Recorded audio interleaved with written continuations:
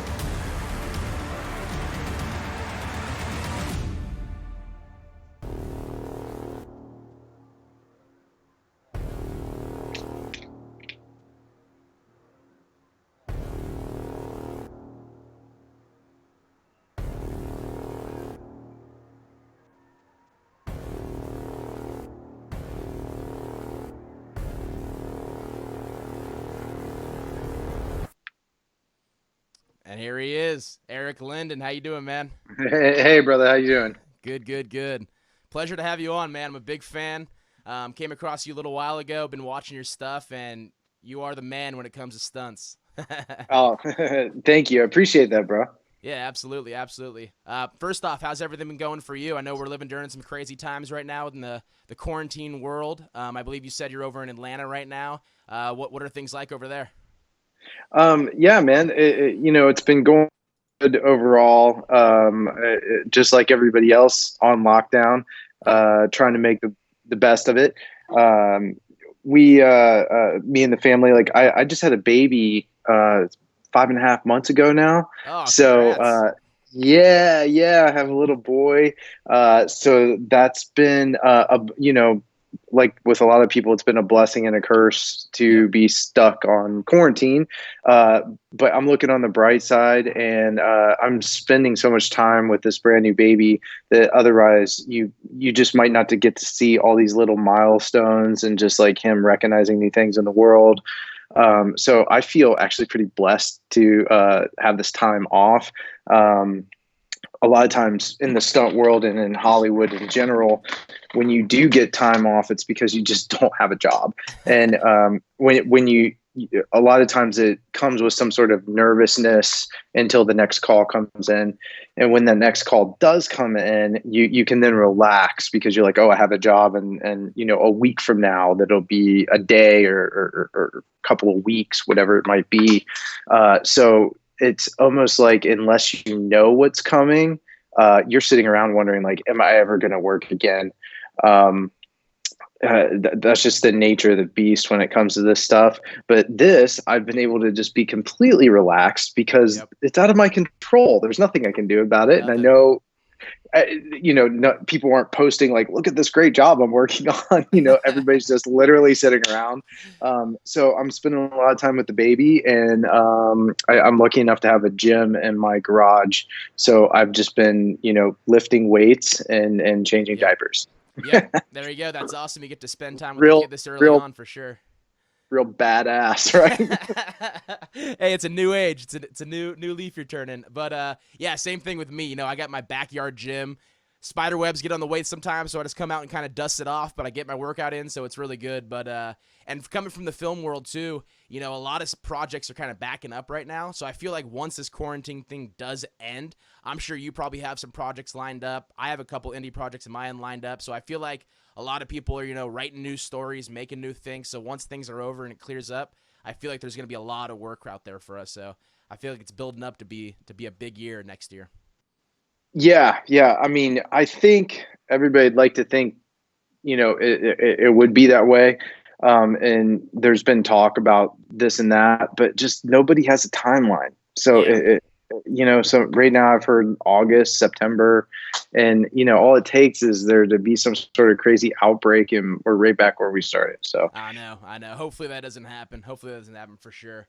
But jumping right into things, I did come and I kind of compiled a bunch of pictures I found on the internet, some videos and clips. We'll kind of just go through some of those and just talk about kind of your adventures of getting into the stunt world and things like that. So starting off here, found a really cool picture of you kind of working behind the scenes here. Just kind of starting off, how did you originally get into stunts? And I do have to say before you answer that, I went onto your website. I think it's ericlinden.com. And I read the section where you probably get the frequent questions like, oh, how do I get into stunts? How do I do things? Anyone who is trying to get into stunts, wants to get into stunts, or even is in stunts, go read his thoughts on it because you wrote it out super well. But if you could briefly kind of break that down in terms of how you got into the stunt world and everything from there. Yeah, I wrote that thing on my website because I did the Corridor Digital Stuntman React video, and we got a really good response off of it. And then in turn, there were a lot of questions that people were asking me on Instagram and stuff like that. And I really invited the questions there. But I felt like I was saying the same thing over and over again. So I tried to write something out on the website and then tell people, if you have a specific question after reading that, then come back and ask me. Yep, that's smart. Yeah, I think it's had really positive response. And I mean, I tell you, I've got literally, I'm not exaggerating at all, thousands of messages. And also I'm a man of my word, and I answered every single one of them. That's crazy. And it did Even most if it did you kind of blow up after that YouTube video? Because I did see you on that YouTube video too. I had watched the Punisher series, and then I was like, all right, because I'm kind of like a nerd for stunts. I kind of like look up like, all right, who did these stunts? Who is coordinating? I kind of look into those things, and that YouTube video popped up where you kind of broke down different fight scenes from different movies. So it got like over 1 million views on that video, right? Yeah, yeah. I mean, I had an okay following on Instagram before, and then that definitely made it jump up quite a bit. and then in one of the videos I said something like, "Hey, if you have a question, just hit me up." And so and I still, it's like, hey, if you have a question, I'm happy to answer. To kind of jump back to this, I'll call one thing out first. That picture is not from behind the scenes. That is an actual shot that is in a commercial, and it's a commercial for like, I think it's Toyota Camry or something like that. So I stunt coordinated the commercial, and if you look at the cheese ball that's right behind me with the sunglasses on, yep. that's Phil Silvera, one of my good buddies. Yeah. So he was directing the commercial, and I was stunt coordinating it. And he was like, "You're going to be the actor who plays the director in the commercial." And then he's like, he threw himself in there and was like, "I'm going to be the producer that's watching over your shoulder. Make sure you don't mess up." So that's pretty funny. It's actually not a behind the scenes photo at all. It looked like it. I know. It's you can find the commercial somewhere. It's I'd have to figure out what it's called, but it's pretty funny because right after that I go cut, and I like come toward the camera and tell them to run it again because they're like racing through ninjas or something like that. Yeah, so everything's fake, right? That's like, as far as, I'll just briefly go over how I got started. Like when I got going, it was in 2004 that I first started trying to dabble and decide if this was something that I wanted to do. And I was coming from Ohio. So, it was a really long road of trying to go to an acting class, see if I was interested. I did like a film festival where they do these 24-hour film festivals. And, I contacted the University of Cincinnati, and they were like, I basically was like, "Hey, I'm a stuntman. Do you guys need anybody?" And I had no credits, never did one single stunt. And I was up front. I didn't make it seem like I was anything special, but I was like, "This is what I do." And they're like, "Hey, sure, man." So I came down there and did that for this film festival, and just basically fell in love with the process and the filming and doing the stunts and stuff like that, even though I had no idea what I was doing. So that really like started me on the path to trying to figure other things out. And then I went to be an extra in a movie, which was in Philadelphia. And, at that time, the industry was mostly in LA and New York. Of course, they would film overseas from time to time, but that's where the bulk of it was. Maybe a little bit in Chicago, or just depending on the setting. So it happened to be in Philadelphia. So when I went there to be an extra, I thought, like, man, I've made it. Like, they picked me, right? Yep. And I mean, there was 200 of us. Like, it was not even close. I mean, even though they responded like, "Hey, you got the right." They were like, "You got the right look and everything. Like if you're willing to shave your head," because it was a military thing. They're like, "We'd love to have you." And I was like, "Yes, I'm in. It's awesome." Do it. Yeah, it was like I just knowing nothing. But I got pretty lucky because since it was in Philadelphia, one of the only things filming at the time, all the extras they were pulling in weren't real actors. Nobody knew what they were doing, and basically nobody was SAG. So they weren't in the union, the Screen Actors Guild. So they were basically passing out SAG vouchers, just passing them out like candy. Like, everybody gets one. Gets one. Everyone wants one at that point. Everyone's fighting for them. People were just crumbling up, throw it in the trash. They were just like, a movie is in my town and I want to be in a movie. And that was the end of it. I'm going to go back to my job after this. And I knew what it was. And I was like, oh my goodness. And I kept going and ended up with like, you need 3 vouchers. I ended up with like 4 or 5 of them. Nice. Yeah, it was pretty crazy. So then when I got done with that movie, I went back to Ohio, and it was like, I can go to LA and I don't have to go through the process of becoming SAG. I'm already eligible and I can join when I'm ready. Went ahead and moved to LA at the time, got a regular old job just like anybody else, and just started trying to train and meet people. And, after, I don't know, I feel like 6 months to a year, I got my first job on a non-union thing doing a fight scene. It wasn't much. It ended up on the History Channel. Nice. And yeah, and then from there, I got like another job, but it'd be months before you would get anything else. Like you were just trying to scrape by and still working another job. Like on my lunch break, I'd go on auditions for commercials where there was some sort of action involved, but they're still looking for an actor. Like I'm going in there like attempting to act. I was just like, I mean, I crashed and burned so many times. Like it is pathetic. Like you're just nervous and everything else. That's the Uh, game. Did you have any martial arts training before you started getting into stunts, or did you start getting into that once you started pursuing stunts? no, no, I mean, high school, I went to state when in high school wrestling, so I was Nice. really athletic. I played soccer, basketball, like just kind of all kinds of sports. But MMA wasn't even barely a thing back then. Yeah. Like, so jujitsu wasn't like a normal word people would say. So wrestling was like you could fight if you could wrestle. And the movie where I was an extra in Philadelphia was a boxing movie. So a military boxing movie.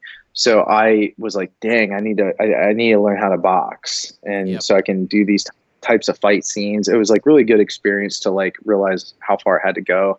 So I started going to a boxing gym, and then I started taking different martial arts. While I was in Ohio, I even took stuff like wushu once I got to LA, Yep. just to just learn new stuff, like new stances. Like I never was going to become a black belt in anything, but I went and did the class and like bought the shoes, and like, I'd do for 6 months or a year even. Like I took Aikido for like a year. I mean, I really liked it. And then it was just kind of like time to move on. Like, Yep. they're teaching you moves, but like I wanted to like actually fight somebody. Yeah. And Yep. like they won't let you hurt anyone. So then I got into boxing, and they will let you fight Oh people, yeah. Oh yeah. They will.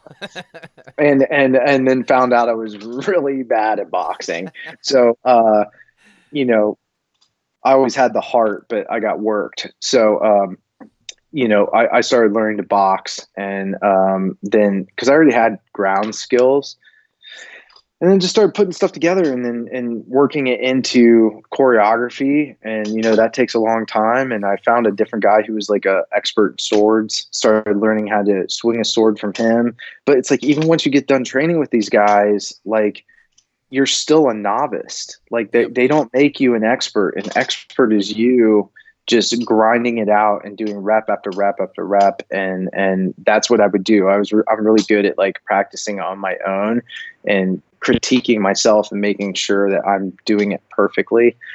And then being able to perform is that's something completely different. Yeah, I actually really liked, reading the article that you wrote on your website because honestly, I had a lot of stuff I could relate to on it. Whereas, some people they just went, "Oh, I just ended up getting a part one time and then everything just took off from there." Whereas your story was kind of, you were just putting pieces of the puzzle together, one step at a time. And like for me, like you were talking about the SAG vouchers, like I just got on a set where they did 7 nights of filming, and on 2 of the days I got 2 SAG vouchers. So I'm just like, oh, I'm 2/3 the way there with my golden ticket, and then it's just taking different martial arts classes from boxing to Muay Thai to jiu-jitsu to wrestling, and then figuring out how to put that into film, and then just getting onto indie film sets and being like, hey, whatever you need, I'm down. If you need a guy to get shot, get killed, do a fight scene, and then just kind of building that network from there is kind of how my path's been. And it sounds like it's kind of similar how your path's been too in terms of that. And then you were going different states and different cities, so you were all over the place pursuing that. So that's awesome to hear that, that you grinded it to make to where you are now pretty much. So that's good. Yeah. I mean, there wasn't a book or an Instagram or barely an internet when I got going. I remember my first year in LA, MySpace was big. Like that's what we were doing MySpace, and you know, it's not like Stuntmen are on MySpace. Like you just No. there was no way to connect with people, and say, hey, I have a question or whatever. I'd emailed like the Stuntmen's Association, like asking, what do I do? And they're just like, yeah, what? Good luck. They're not like, yeah, they're not out there. It wasn't the same thing as it is now, where if you engage with people, like you might get more followers or you'll seem like a cool guy and they'll like your photo. Like there was none of that. It was just Yep. like, if you hit a wall, you went a different direction until you hit a wall. And then you just kept grinding and grinding and grinding. I mean, I yeah, it was very piecemeal together, and a lot of just pure heart and effort to get there. That's good. That's good to hear for sure. Well, moving right along, that's great to hear that you kind of went through that, and just to tell other stunt people, because I do have stunt friends that are trying to get into the game or in the game, working their way up. So just got to kind of reinforce, it's a lot of work, it's a lot of hard work, and you got to just find your way in your own path. But just talking about stunts in general, starting off, I found this picture of you here. I actually didn't know about this film until I was looking at your IMDb, so I'm definitely going to probably watch that like tonight. It's called Second Unit, The Invisible Action Stars, and I saw in the trailer, Johnny Bernthal gave you a little shout out in the trailer there, so I'll have to check this out, but just kind of give me your thoughts on stunts overall, getting into the Oscars. I know that's a big thing in the stunt community right now, is everyone really wants to get into the Oscars because, you have a great resume yourself, and, being a stunt double on these big shows is great, but if you could have that, title, Oscar nominee or Oscar winner, that's going to increase your value a lot. So I think it's important to start getting stunt people into Oscars. But what are kind of your thoughts on all that stuff? Man, it's first of all, I don't think, is that even out yet? You said you're going to watch it. I don't know. Is it? Oh, I is it don't not think that out? they've dropped it. I Oh, don't they think haven't. they Okay. have yet. I saw the trailer I though. I saw the trailer. Yeah, Yeah. I hope soon. I hope really soon. I think they were, there's like some sort of, whether it's going to go on to Netflix or Hulu or whatever. But yeah, Okay. I can't wait to see it. I was going to say, if you know where it is, I'd love to watch it. I'll see if I can Um, find it. yeah, it's really a conflicted thing with the Oscar deal. They, I think that we deserve, stuntmen in general and the stunt industry deserve an Oscar without a doubt. I Yep. mean, there's no way to justify that they don't. Um, if you can get, and people do amazing work regardless of what it is, but if you can get an Oscar from putting a wig on somebody's head Yep. or cutting somebody's hair, uh, you should certainly be able to get one for doing the type of action that people are putting on film. Yep. Um, that's how I feel about it. Especially these days where like the biggest films out there are the action genre, the superhero films and all that stuff, and there's so much stunts involved in that. Yeah, and don't get me wrong, I'm not saying that the person that puts a wig on somebody's head or that spends a lot of time sculpting something that just ends up being makeup, and they're not like in danger necessarily. I do think that they deserve it as well. Yeah, yeah. You're just saying But it's equal. You're just saying it's I, equal. it's totally equal. Like you Yep. can't do, our stunts would be meaningless without the wigs and the lighting and the cinematography. But they wouldn't have much either if it wasn't for the actors and the stuntmen. Yep. So that, I think, is, we certainly deserve it. Now, whether we get one or not is a whole different ball of wax when it comes to politics. And as people have noticed, some of the thunder is starting to be taken away from these other directors, because you are hearing about how the Chad Stahelskis of the world are becoming directors and becoming very successful. And the Sam Hargrave, who just did Extraction, he comes out That was great. I love and, that. like, I think John Wick's a great movie for being an action movie. And Chad will go and fix other people's movies, Birds of Prey, um, or attempt to fix them, but they will remain behind the scenes And then when those people are turning into directors like David Leitch and Sam Hargrave, they are really the ones that are putting a lot of the most memorable work into stuff like Avengers and some of these other large movies that actually scares people. And the people who have the vote to whether we get an Oscar or not, they just want us to remain like in the shadows and being the worker bees that we have been, and are afraid that we may take away from the director or whatever it might be, or the producers, or we'll start asking for too much money. And, there's a whole lot of different layers to why it probably won't happen, Yeah. or it may take many years to happen. Um, I mean, look at Sam Hargrave. You look at the behind the scenes of Extraction. This dude straps himself to the hood of a car, and he's jumping off of buildings with wires, and then they're popping the release of the wires, and he jumps out the car and he chases them, and he's getting like killer shots. Yeah. What director does that? Like Yep. the Russo brothers, they'll probably come out right out and say it. They're like, I will not be doing that. But that shouldn't be required, but that should be celebrated. And a lot of these stunt guys know the camera so well and movement so well because they are able to do the movement. So they see when somebody is about to throw that punch, and they can then in turn anticipate it and move the camera ahead of time. So it just makes the whole shot so much better instead of kind of being behind the action and catching up to it.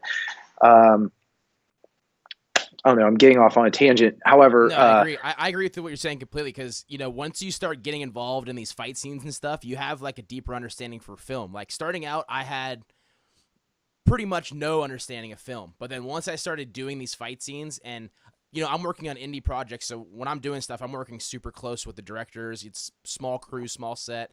So you start breaking down and rewatching stuff and going like, oh, we need to do this thing here, this thing here. So I feel like you learn a lot of stuff in film from doing just, small fight scenes. So it makes sense why those people are getting so talented so quickly, like the Chad Stahelskis you mentioned and all those types of people. And that was my thought, was that, the politics were at play in terms of stunt people. If they start to if you have an Oscar with your name, then you're going to be able to, kind of ask for more money when they want to bring you onto their film set. Who's kind of controlling those puppets in terms of allowing stunts to get into Oscars? Do you know that at all, or what is that all about? Well, when you're able to vote for an Oscar, I believe you're either part of the Directors Guild or the Producers like Union Guild type of, I forget what it's called. Maybe it's just the Producers Guild. Yeah. So a lot of times, if you are an actor and you can vote for an Oscar, you are also a producer. Just let it be known there is a lot of different layers and politics that are going into it. Who and what is kind of irrelevant. Yeah. The other thing is, when we're shooting pre-viz and we come in and it looks amazing, they go and shoot it and we're like leading and helping the director, and the director doesn't want to do what we want to do, and the final product ends up not as good as what we produced. Yeah. And the producers know. They know what we're able to do. Like they are like we're like the star quarterback or running back, but they want the coach or the quarterback to look good. Yeah. So they're still going to just put their guy up on the pedestal, but they are not dumb. They're the smartest people in the room at all times, and they know exactly what is going on. So knowing that there's kind of layers and stuff like that, I know a lot of people are kind of really pulling to get an Oscar or something like that. I just am not going to waste my time on it. Yeah. You're not going to find me trying to fight some fight on Facebook. So I think we deserve it, but is it a lost cause? Like it might be. I think it's just better for more people to rise up through the ranks and do good work, make some really great second unit directing, things happen, and then ultimately become directors, and then do the movie the way you want to do it. Yep. Makes sense. So moving right along, I did come across a lot of scenes of you lighting yourself on fire. I found this really funny one on your Instagram here. Just tell me what it's like. I do stunts as well, but I've never lit myself on fire or done that. So kind of break down kind of how that works overall. We'll just kind of play this script, kind of tell us what's going on here. Yeah, this was the first fire burn I did. The director who put it up, he had put up something else from Flash Forward, which was I think it ran 1 or 2 seasons in the early mid 2000s. So I tweeted or Instagrammed at him and commented and was like, "Hey, dude, like that's crazy. You did the edit on that season." I was like, "I was the guy on fire in the pilot," and he's like, "No way." So he actually somehow has the footage or has access to the footage, and I've never even seen this. He was able to pull the uncut shot where in the actual film or TV show, it was about 2 seconds long or 3 seconds long. Yeah. So although I've seen somebody's iPhone video, but back then, like now it's like the size of a postage stamp. Yep. He was able to get that actual shot, which was super cool. And what you can't see there is they blow up a tanker behind me, which was in a different camera. I think it's a beat of me falling out there, and then when I kind of do like a spin, they have a shot of me. I think it's right. I stand up.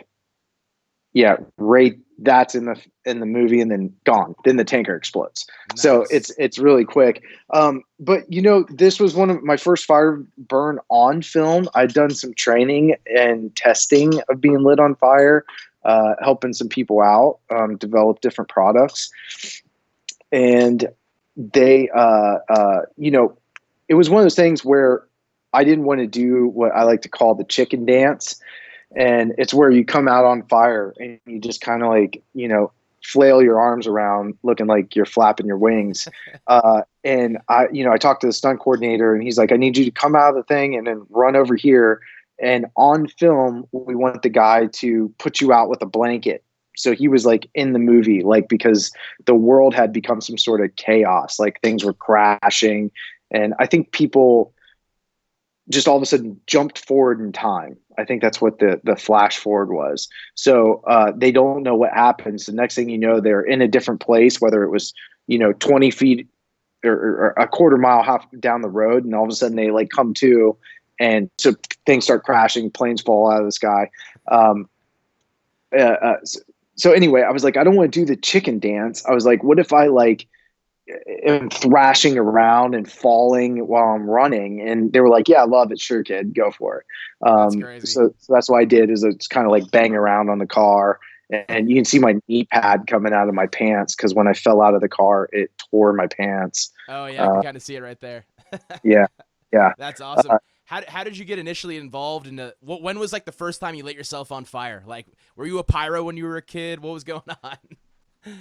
No, that was kind of goes back to like how I got into stunts. When I got into town, I was kind of donating my time, and as I started to meet a few people, it became like, hey, can I train with you?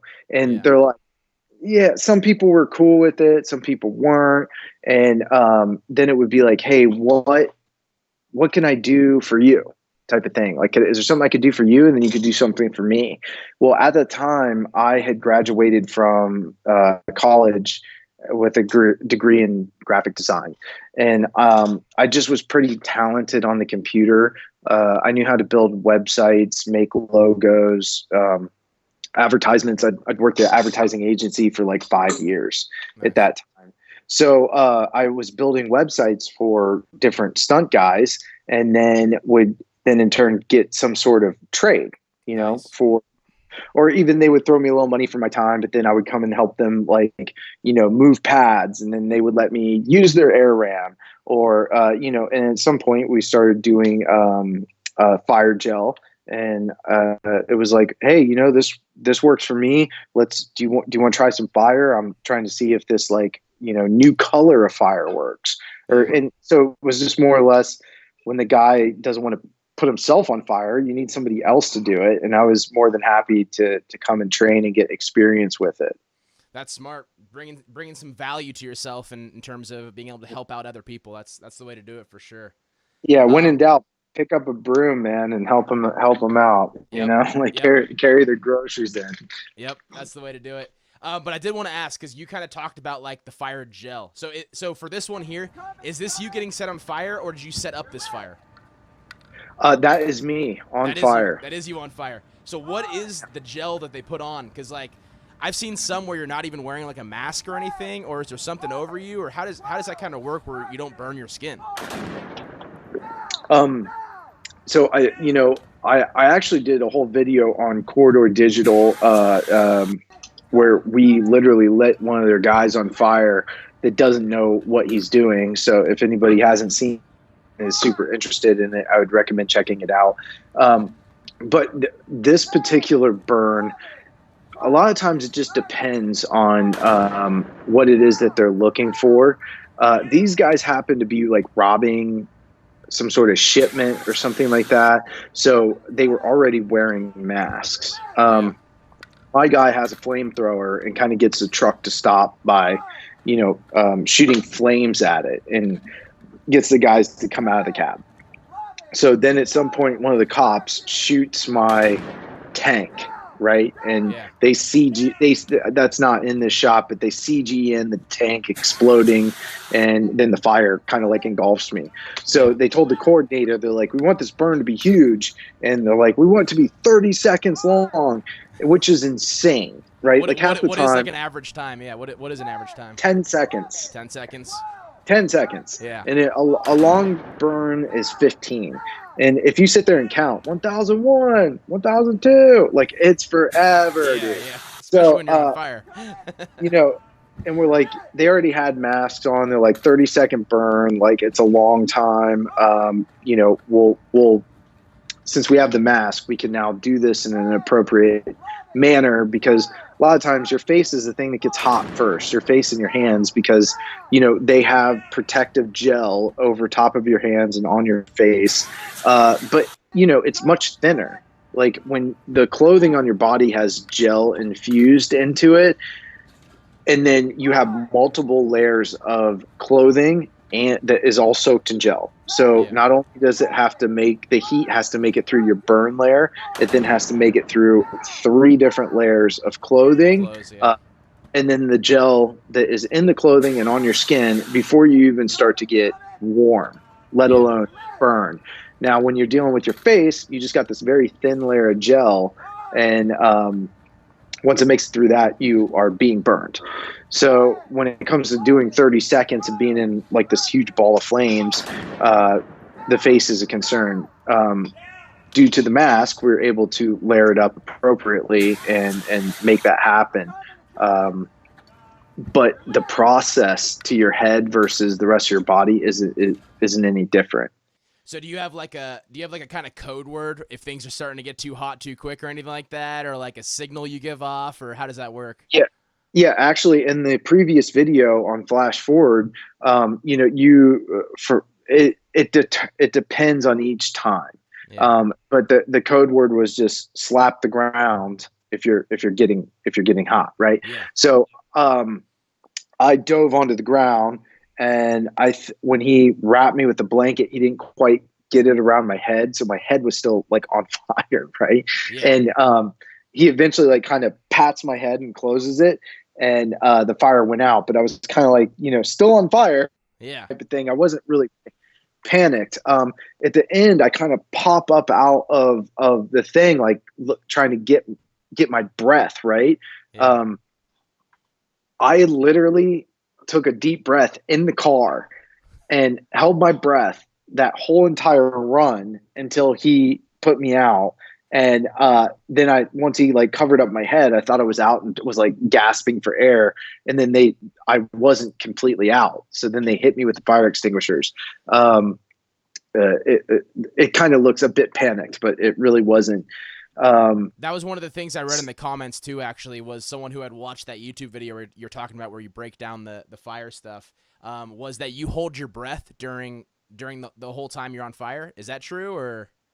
To some extent, like during this one that you have the flamethrower, yes, I was holding my breath the entire time.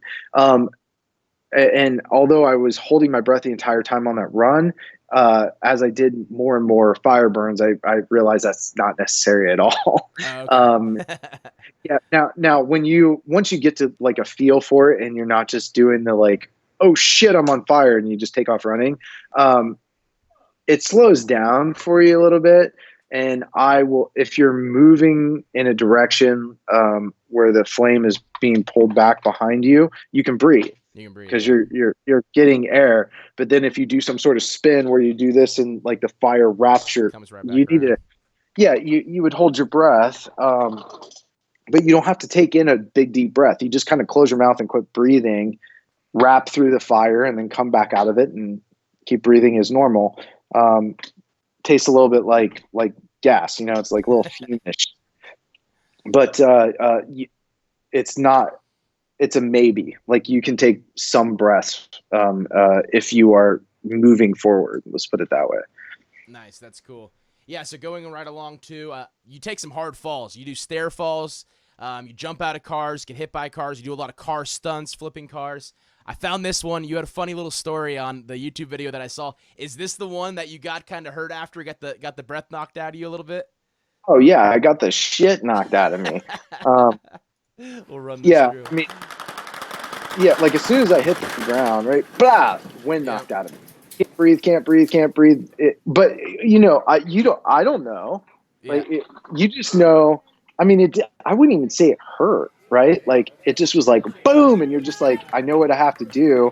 Like as soon as you roll, I like pop up and start moving and try to figure out where I'm at. Realize I was actually right where I was supposed to be, and so then I just dive. Yeah. Actually, I went a little too far, and then I ran back, right? Because I was supposed to dive out. Yep. And then when I land there on the ground, I'm like, damn, because it's like complete chaos for like a couple of seconds, Once the and dust then settles. yeah, you like look up and you're like, I'm okay, and then I'm like you can't breathe. Like I'm trying to breathe, and it's just like there's no breath. Like my lungs won't operate because they're like shocked. Yeah. And the crew they were like, that was sick, right? Like the car runs Good through take.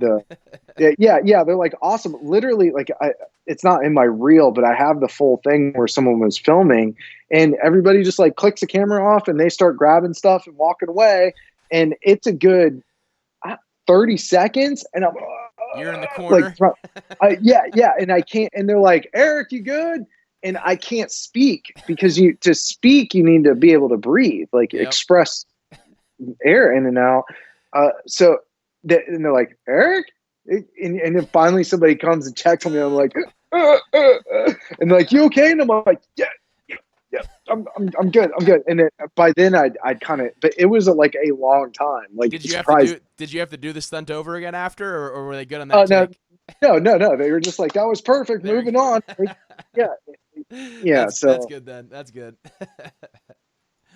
Nice. And then I had to pull this up. Big 300 fan.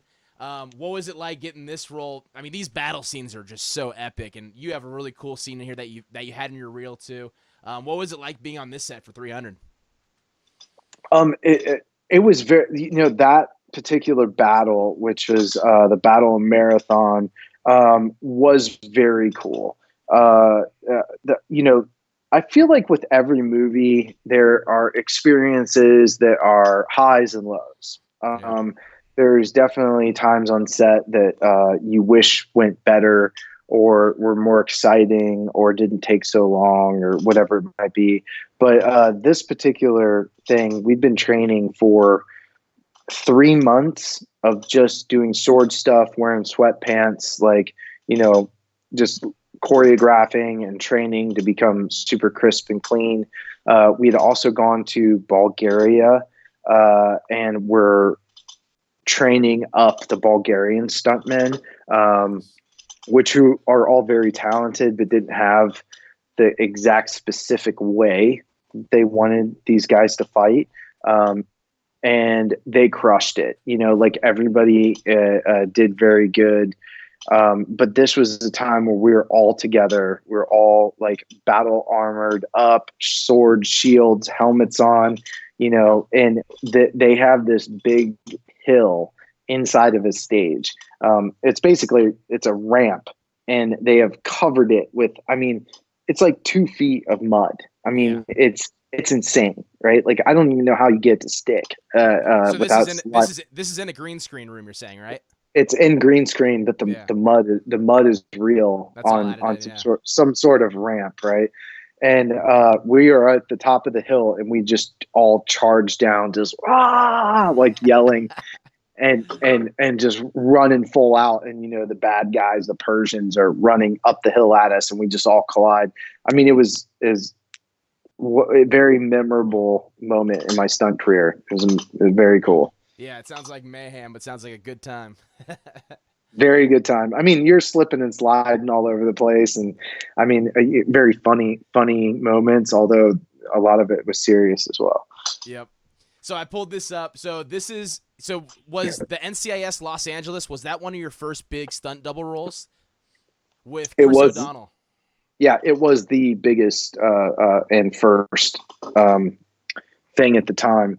You guys look super similar, by the way. When you cut your hair off and stuff like that, I'm just like going between the pictures. I had to make sure I had you and not him at first when I was going through it. I was like, that's a good stunt double right there. Yeah, man. That's a. I don't know if you're just looking for stories, but that's another thing when it comes to getting started and finding and stuff like that. I was in between jobs where I fully committed to stunts and basically had a little bit of money and not a lot, but just decided I was going to not work and just only do stuff that was stunt related and try to train, and basically made a decision that no matter who called and what they wanted or what they said, I was going to say yes. Yep. And I started doing that. And at one point in time, this guy called me and said, "Hey, man, I'm up here working on NCIS, the original, and he's like, you should come hustle the stunt coordinator sometime, because I just checked in with him. He's like, you should come today." And I was like, done. And I just dropped what I was doing and took off and had to drive, a half hour away. Went to set, got to meet the coordinator, and my headshot. And I'd been invited by one of the stunt guys. So that was a key relationship to just not showing up and kind of having somewhat of a soft in, as far as like, hey, he's a good guy. You should, just take his headshot. He wasn't asking for anything. Yep. Well, lo and behold, 2-3 weeks later, he finds out the actor for his spinoff episode is Chris O'Donnell, and my headshot is on the top of the pile. Yeah. Now, granted, I didn't get given anything. He just called me and asked if I'd be interested and if I was available, and I said yes. And he's like, I just, you got to match the clothes. I'm going to send you over with like 4 other guys. So I went there and stood in line with 4 other dudes that looked like practically just like me, and the clothes just happened to fit. They were like, you wear the same size shoe as him. The waist size, length, all of it's the same. And he's crazy. Like, so then I had really long hair at the time. It was like down here, and the back was pretty long. And he's like, yeah, you need to shave your head. He's like, it's only 1 day of work. He's like, I mean, if you want to, it's cool, but if not, so I totally understand. I was like, I'm done. I'll take it. Easy. I'm sure you've heard this. Maybe the audience haven't, but a popular, little stuntman meme or saying is that hair grows, money doesn't. Yep. Yeah, that's kind of my thing too. Is I let it grow out as long as it can go. And then if they need someone with long hair, I'm good to go. If they need someone with short hair, I'm willing to cut it. That's kind of my no doubt. Yep. No doubt. Like you have to be willing to. I've had so many bad haircuts. Like yep. You can't even. And I'd already saved my head to be an extra, so I was like, yeah, done. Give me the chop, bro. Yep. But so I went and did this one day on the pilot, and got shot up. And he was like, "Yeah, I don't know, good job, man." He's like, "Hopefully the show goes." Like there was no guarantee, and I just walked away. Um, it comes out on TV, and I got to see it. And was like, "Oh, it's cool." Like my dad tapes it with like a videotape, Yep. and then it goes by, some time goes by, and then I find out that it got picked up, right? But Nice. the same guy doesn't have the show. A different dude has the show, and I'm like, oh my god, like I'm like such a good double for this guy, and I'm screwed, Yeah. like Yep. I'm ruined. So I started searching and calling. I knew a lot more people then, and started calling and was like, "Hey man, do you know this guy? His name's R.A. Rondell. Like he's running NCIS Los Angeles. Like I just really got to get a hold of him. Like, and this guy is so popular. Like he coordinated like the Matrix 2 car scene. Like Nice. he's huge, and I'm just like, oh god, like literally some of my friends who knew him, that were older stunt people at the time, refused to give me his number. It's not like today where you're like, oh, you need his number, and I just pop over your contact information. And it makes it sound like it's ancient, but this was back in like 2009, Yeah. or 2008. And so they literally went, they're like, yeah, I can't really give you his number. I mean, like I'll give you a good word or whatever. So what I did is found out what service he was with. And this is back when people would use stunt services, and basically it's an answering service where there's a secretary always there, and they will take your call time and figure out where the location is, make sure you get a map, and they do the legwork for you if you get hired. Yep. So I found out what service he was with, and I called their service, or his service, and I just am like, hey, yeah, I'd like to speak to R.A. Rondell. And they're like, what is this concerning? And I'm like, it's NCIS Los Angeles. And who's speaking? Oh, it's Eric Linden. I didn't have a service. I couldn't afford it. Yeah. So it's $50 a month. I couldn't afford it. And so they didn't know me from Daffy Duck, and they go, okay, like they don't know if I'm a producer or some Yahoo. And they get back on the phone. They're like, "I'm sorry, he's not available. Can we leave a message?" Yeah, just tell him it's Eric Linden. It's concerning NCIS Los Angeles. Just need to speak with him. Okay, cool. I'm just like, this is never gonna work. And this dude calls me within an hour, and I almost flew off the road. Like I pulled over like on a major highway and just parked it, right? Taking this Like call. yeah, I didn't, because I was like started to panic, and because it's just random number. I answer, and he's like, "Hey, this is all right," and I'm like, "Oh shit!" Uh, but I just told him, I said, "Hey, man, like I doubled Chris O'Donnell on the pilot. I'm not expecting anything at all. I just wanted to get a hold of you. I didn't know how." And I sure would love to be able to send you my resume and my headshot, and just kind of throw my name in the hat in case you don't have anybody. And even if you do, maybe as a backup. He was like, yeah, sure, man. Here's my email. And he just spits it out. And it's like protech at vmail.zy4. And I'm like, like, it was a good thing I pulled over, because I never would have remembered it. And so the other part was somewhat luck, and somewhat being like kind of ahead of the curve at the time. Was I had digitized my footage from that TV show that my dad taped. Nice. And so I was savvy enough with computers. I was able to make it small enough of just the clip of me actually doubling the guy and getting shot onto like a fruit stand, right?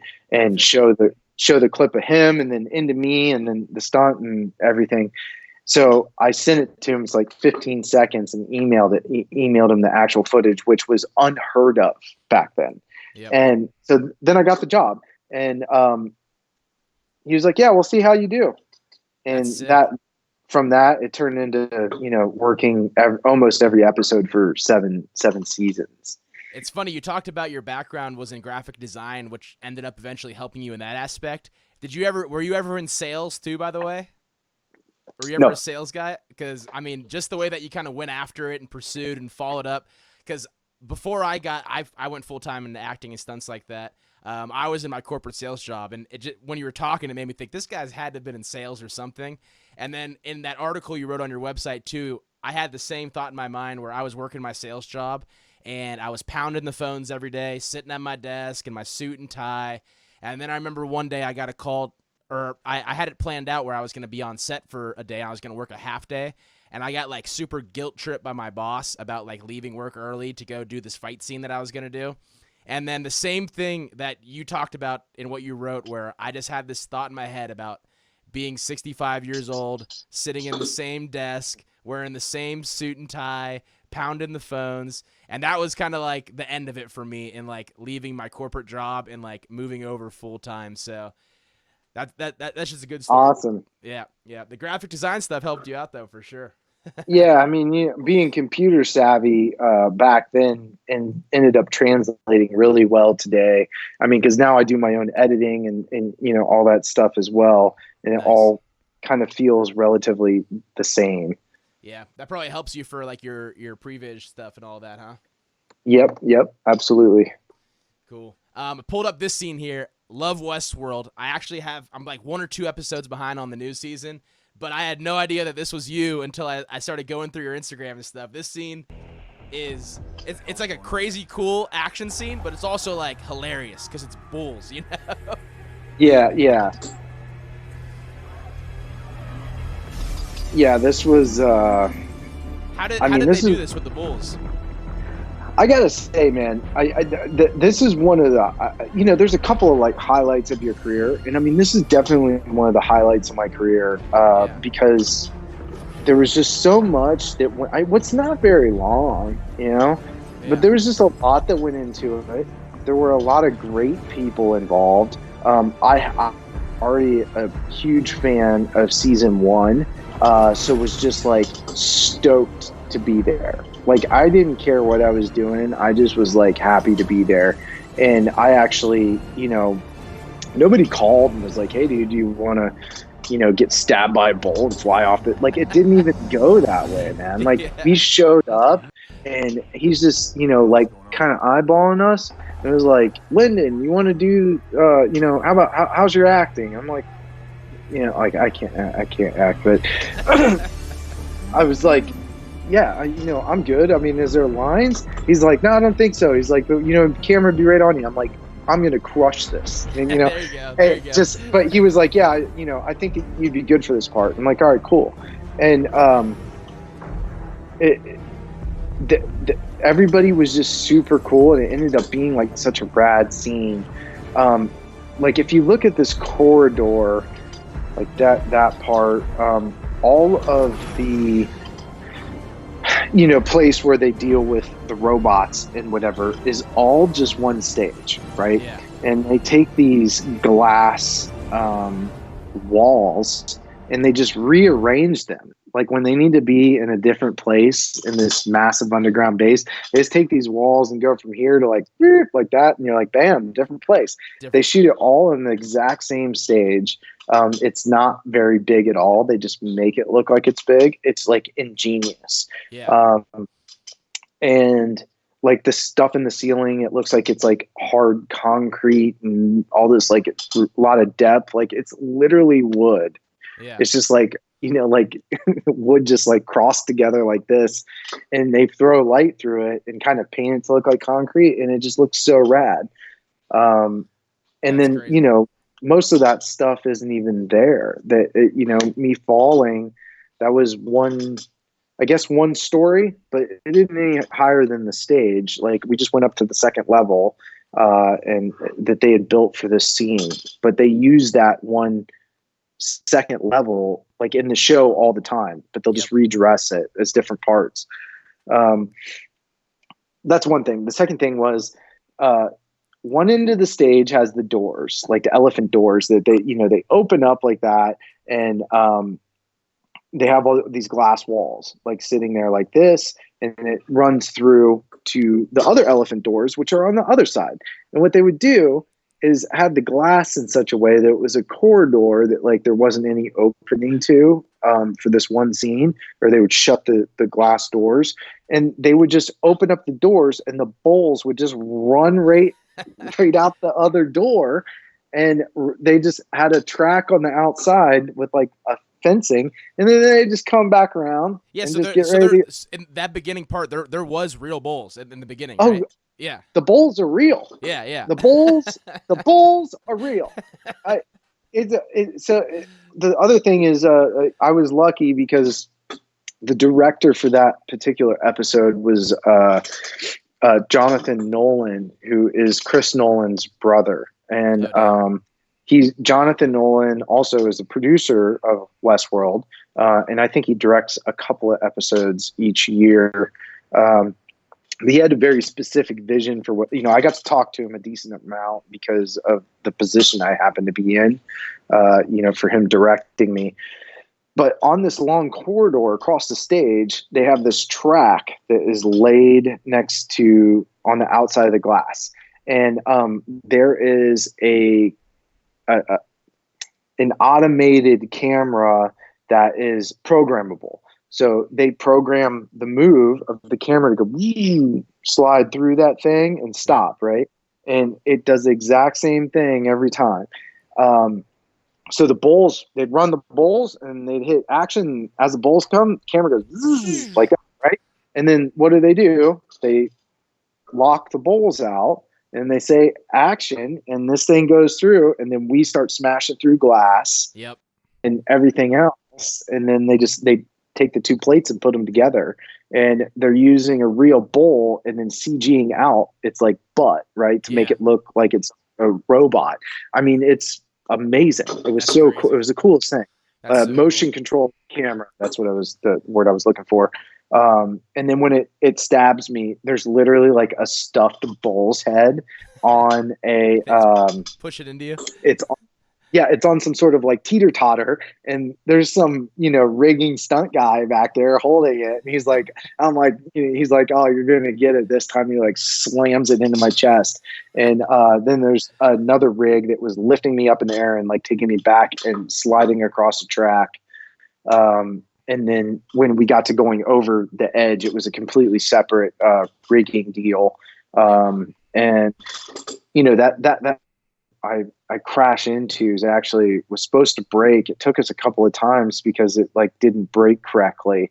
And when the rigging guys really have your life in their hands, is I was supposed to smash through this thing and fall nice and seamless, but it doesn't break. So then I do this because the thing's pulling me back.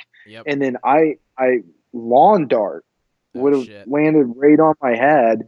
And even though there's pads below, but like, boom, your legs don't work anymore, And the rigging guy saves me, and I'm like Mission Impossible. My face like stops like a foot from the pad, and I'm just going, oh, like because like it's not like you man up and like recorrect yourself, like you are just you're not falling the right way, and it's hard to figure out where you're at because things are just rushing by so fast, and you're just like, you just know that you're boned, so you like go like, oh god, like don't break my neck, hope for the best.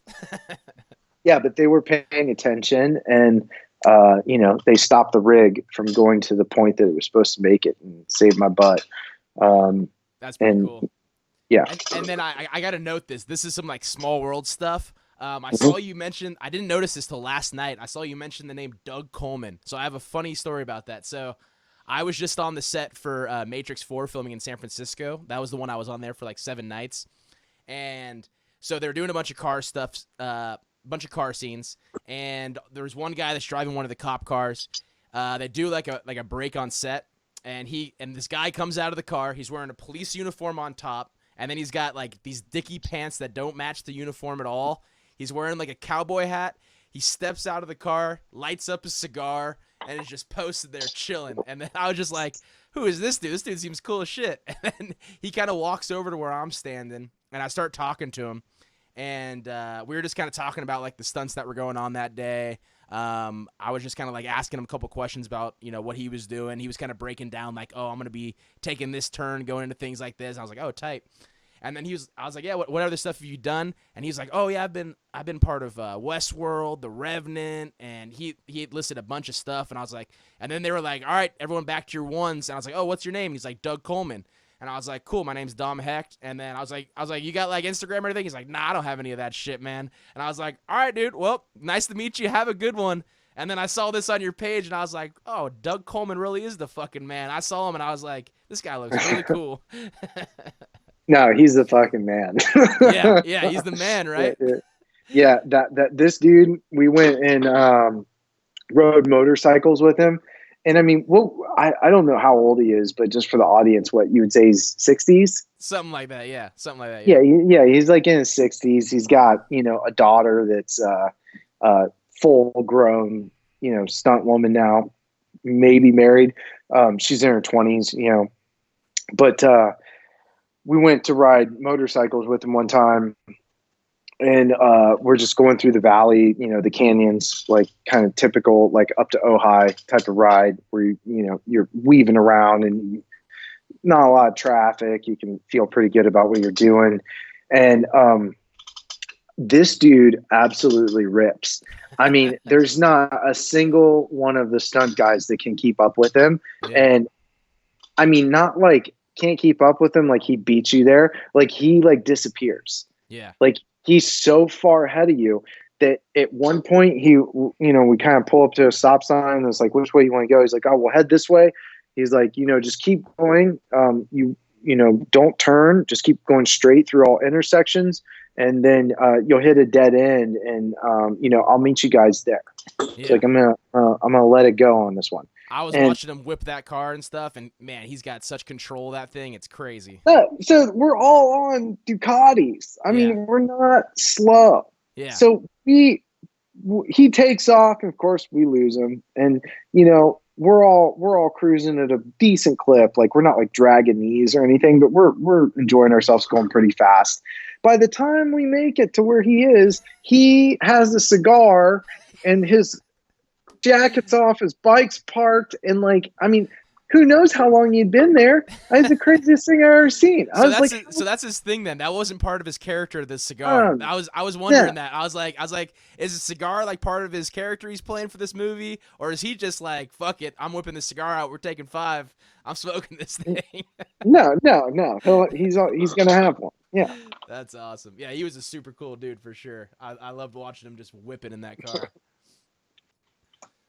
There we are. Got the little still shot of you there from the Westworld. So then moving right along, we definitely got to talk about the Punisher. So coming on to this show, were you originally the stunt double, the stunt coordinator, or how did you first kind of get into things? My first interaction with Bernthal was on I think he even mentions it, I think, in the that second unit movie.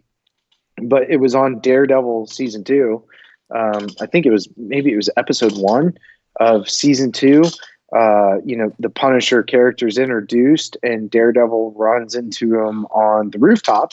A portion of it's in my reel. And pretty much, I'd been working on the fight for a while. Like I actually got brought to Daredevil as an assistant stunt coordinator, and I thought it was a great opportunity. Well, we couldn't find a good double for Bernthal in New York. There were other candidates but the production didn't want to fly anybody in. Yeah. And I was already there. And I barely knew him. I knew him from Walking Dead, I didn't know him very well or know a lot about his work. I'm kind of looking at him like, how tall is this dude? And me and the stunt coordinator, Phil, are sitting there. And I'm like, dude, I'm like, I can double this guy. Yeah. I was like, we can't find it. Like, what are we doing? And he's like, yeah, but you already have a job to do. I mean, he's like, you're telling me you want to do double duty? You still got to do the meetings. And I was like, are you kidding me? Hell like, yeah. If you're telling me you're fine with me being the Punisher, I'll be the Punisher. Yeah, And tough choice there, huh? yeah, yeah. And he's like, hey man, you might have to. You know, he's like, I need an assistant stunt coordinator though. You can't. Yeah, you would have to do both, and you're getting paid for one. And I'm like, Yeah. I don't care. Like, let's go. Like, that's what I'm here for. And so I did the pre-viz, and then that turned into us not being able to find anybody for the first episode. The search kind of continued, but I did the first fight on the rooftop. Funny thing is Bernthal got in and then had to film the rooftop thing in like 2 days. So he didn't get any rehearsal time. Oh, damn. They were planning on shooting it in shadow anyway. So they're like, don't worry about it because we want the reveal of who it is to be at the end when he shoots Daredevil. So I do the whole fight.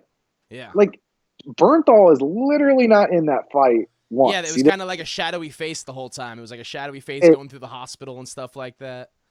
Yeah. It's me on the rooftop the entire time. Like he didn't throw one single punch. And he's just like, I'm like, this dude's gonna hate me. Like he's gonna be so mad because he didn't get. Actors usually want to get in there and like throw their own flavor on stuff or whatever. You got like to do all the fun stuff.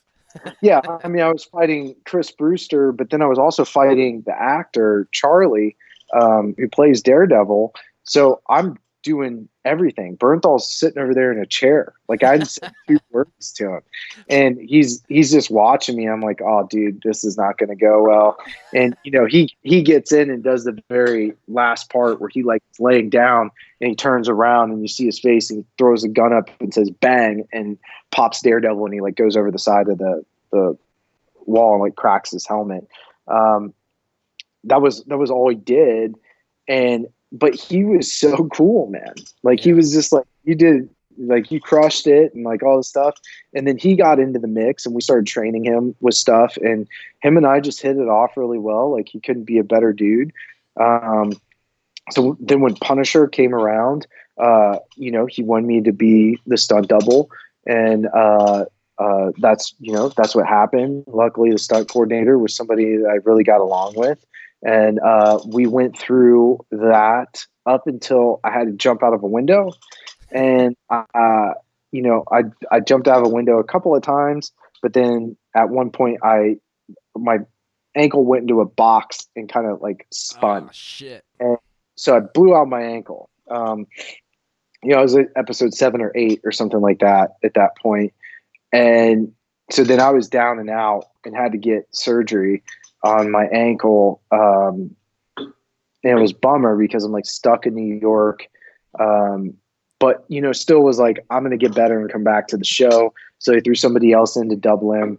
And, by the time I was ready to come back, but like I couldn't even hardly walk. I was still on crutches. And the coordinator was like, hey, man, like these episodes are getting bigger and bigger. Do you want to come assistant stunt coordinate? Because knew I did the job on Daredevil and, had coordinated some stuff before. So I was like sick. So him and I started tackling the last couple of episodes. Had big fights between him and Billy and like big shootouts with the cops. Nice. And he has to be on set so much, like he's sitting there grinding. So I'd be over here working on the pre-viz, and then shoot it over to him. He would give me changes. And I mean, it was really good teamwork.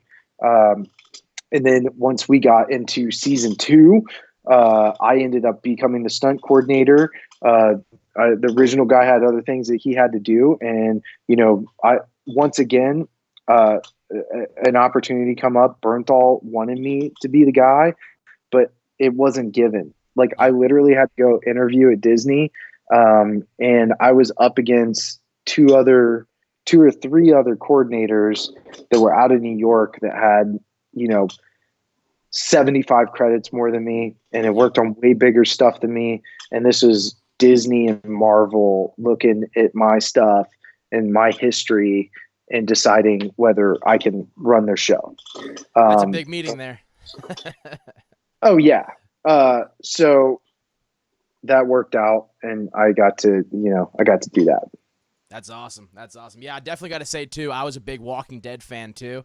And starting out in that show, John Bernthal makes you really not like his character. Like he's a guy that you don't really like on the show. But then I remember there's the scene in season 2 of The Walking Dead, where it's like he opens the barn. If you remember that scene, I don't know if you watched the show or anything, but he does that speech before he opens that barn, and they start blasting the zombies.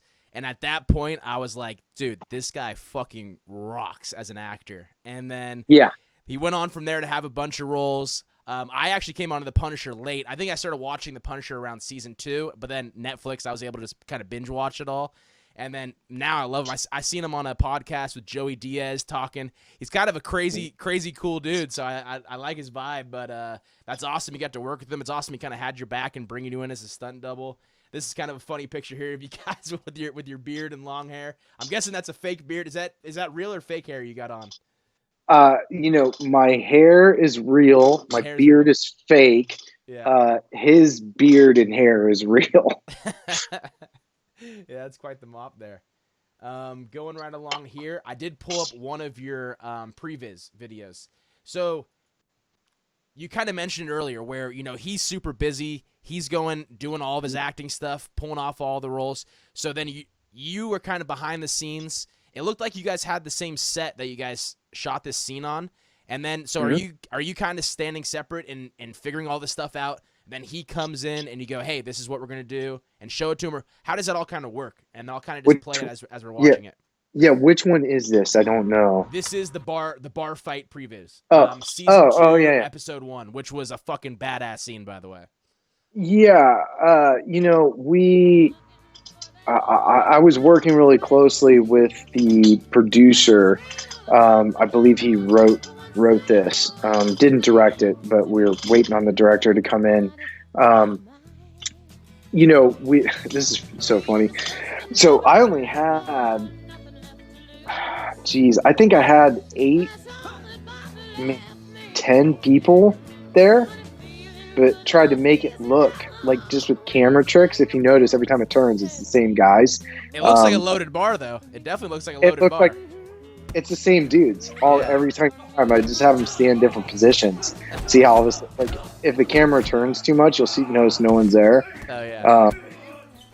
And then when I had to turn the camera, see how there's no one there now. Yep. When I had to turn the camera a little bit, I would just try to space people out. But I would do stuff like put people in the foreground, make it look like the bar's packed. Those are all just the 8 people all lined up in a row. So a lot of these guys that do these stunts, were they a lot of the actors that did the stunts for the show too, or are they different people overall? The operators, which are the guys getting beat up, those were mostly the same.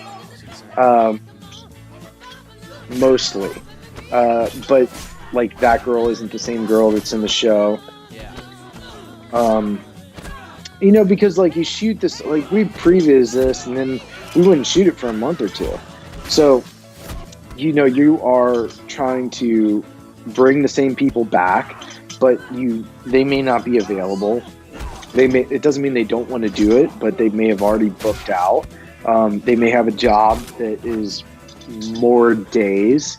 So they're not going to come shoot this for 3 days or 4 days when they got something that's going to last them 2 or 3 weeks. It's just dollars and cents a lot of times. Which, I would do my best to have them come back and do something else, because a lot of times people just want, they want to work on the Punisher, and they're happy to help wherever. It doesn't matter what it is that they're doing. But on this one, Bernthal wasn't in town.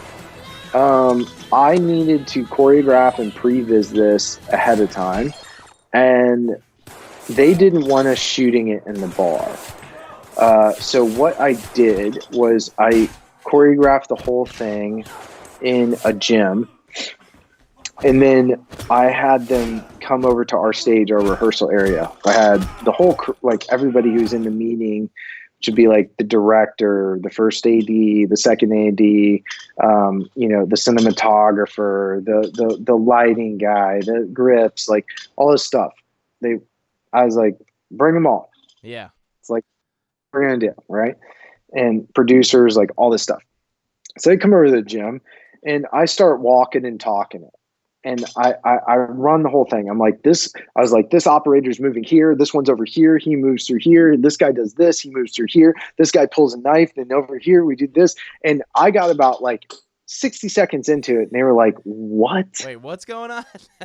and and and then I kept trying to. We'd run it back and do it in slow motion. And I'd be like, "Here, let's do this." I'm like, "We're going to tell the story of Operator One first."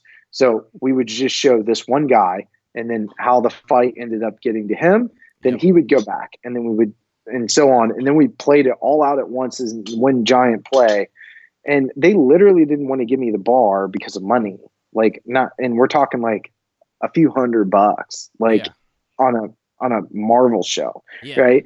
So I got done with the meeting, and I was like, "Cool, should we do it?" And they're like, "All right, we'll give you location." And I was like, I was like, "Ha." Like you won't make any sense out of it. So I got the location and talked to the director and the producer about how they wanted it to feel and story point wise, and because a lot of things are happening simultaneously. So it was certainly a challenge, but that was all me just going in there, looking at it, breaking it apart, and deciding that this was how we wanted it to flow. And then they did what they did. Yeah, no, that's good. You got to use the set because, as you know, when we're choreographing stuff, we have the general idea for how the fight scene's gonna go. But then whenever you get to set, it's like, oh, there's this thing we could jump off of right here, and we could add this into that part, and then so the fact that you got to have the set means you got to really nail down all the moves you wanted to do exactly how it was gonna be on the actual shoot day. So that's pretty cool. Yep. And then, so tell me about being a second unit director. I know a little bit about it, but some people might not know that term overall. What is the duties of a second unit director? The second unit director, I would say on all big budget shows, they need to be in the DGA, which is Directors Guild of America. That means that they are the same as your typical director. I am in the DGA, and I get the same emails from the DGA that Steven Spielberg does. Nice. We're in the same guild. We are, however, not the same, but still, it's that's part of. We are both considered directors, and are both in the director category. Obviously, very different levels. So, second unit directors are directors. They are on director contracts. What they do, though, is quite a bit different. A lot of times they are dealing with the action of the show. And this usually comes into play for TV shows due to schedule. So they will send the second unit director to go shoot a car chase scene because they have to get the episode done in 7 days. And the director is spending all that time doing the talking and dialogue scenes and acting scenes. And honestly, they'll do a little bit of the interior of the car, but they just don't have time to go and shoot the cars chasing and getting tires squealing and all this stuff. So they will get a second unit director that they trust that will do a good job and pay attention to their notes and go out there and execute what they need. So it's like a helper to some extent. When you get to the bigger movies, a lot of times they are just completely in charge of dealing with everything. Like the Wachowskis are like, go shoot this car scene. It's like they could do it, but they have the time and the budget to do it. But it's not like their wheelhouse necessarily. And they may be planning, for the Agent Smith fight. And so they're really focused on that. And they have somebody that really does car stuff well. So there they go. Also, the director may shoot, let's say, the Agent Smith and Neo scene. They'll get in there. They will get all of their coverage that they feel like they should get. And then all with the actors. Sometimes the stunt double will jump in there, but they get all the stuff that they have to have. and then they step away and take the actors and they go keep shooting, and then the second unit director comes in and shoots the whole fight again with stunt doubles the way they want it to go, and then it ends up being some sort of blend between the two.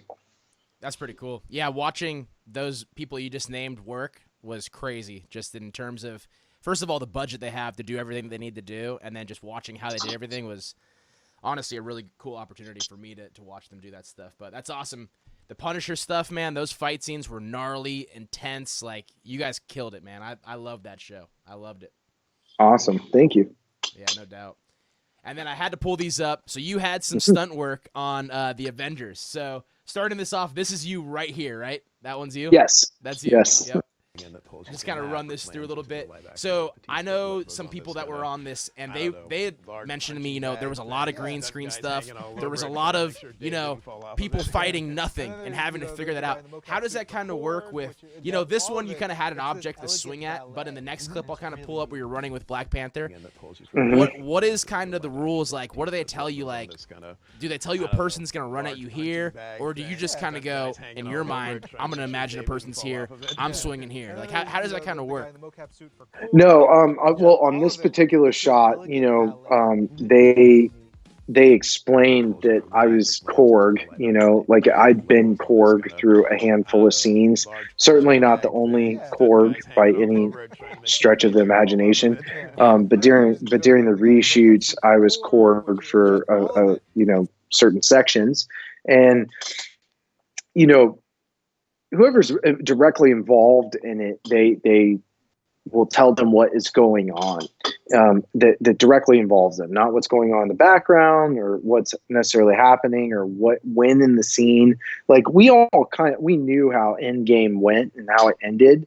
Yeah. But a lot of the other stuff was pretty vague. And especially like what kind of changes they were making, it was like impossible to tell. But they told me that they're like, we want you to swing here. This is where his head is. It's a space monkey. And like that, that's what they told me. Figure it out. This is a space monkey. And, we do rehearsals, we would say like, hey, how about like, wait, how's that? And they would say, yep, that's great. That's what we want. And you just, okay, cool, man. And I think there was a little, line of dialogue or something before it. I think I actually had to say something to Drax a couple of times, Nice. Especially when there was some scene where Drax and I were running that didn't make the film, and he would say things to me, and I'd have to say it back to him, kind of like Korg. Like, I can't even remember what my line was. But he would just ad lib, and then I would have to like feed him something back. I mean, that was pretty awesome, but it didn't make it.